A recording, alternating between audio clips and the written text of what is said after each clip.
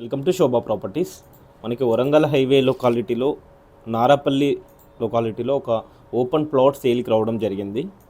Plot dimension 40x45, ఒక మంచి స్క్వేర్గా ఉంటుంది. బిట్ వచ్చేసి 200 గజాలు, ఈస్ట్ ఫేసింగ్ ప్లాటు.